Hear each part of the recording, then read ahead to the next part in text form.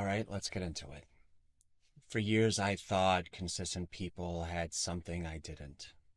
More discipline, more willpower, more motivation. I thought they woke up every day ready to do the work while I was constantly fighting with myself. But I don't think that's true anymore. I don't think consistent people are more disciplined. I think they just trust themselves.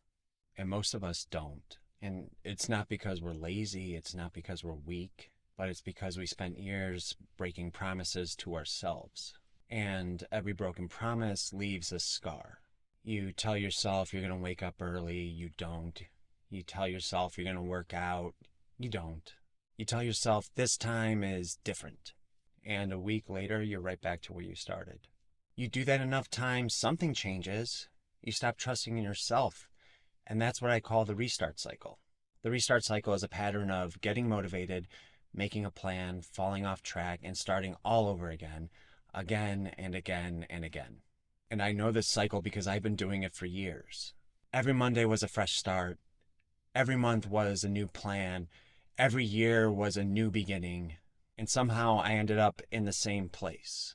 The problem wasn't that I didn't know what to do. The problem wasn't that I lacked information. The problem was I completely lost trust in myself. Because every time I broke a promise, I collected evidence that my word didn't mean anything. And eventually I started believing it. And that's why motivation in the beginning feels so powerful. It gives you this hope. It makes you believe that this attempt will finally be different. But motivation fades. And when it does, you're left with the same person you were before. The same habits, the same excuses, the same lack of trust. So most people make the same mistake of chasing more motivation, more productivity hacks, more discipline, more morning routines. But I think we are trying to solve the wrong problem. The problem isn't discipline, the problem is trust. Because when you trust yourself, you don't need to constantly negotiate with yourself. You do what you said you were going to do. And when you don't trust yourself, every decision becomes this battle. And that's why the rebuild starts with self-trust.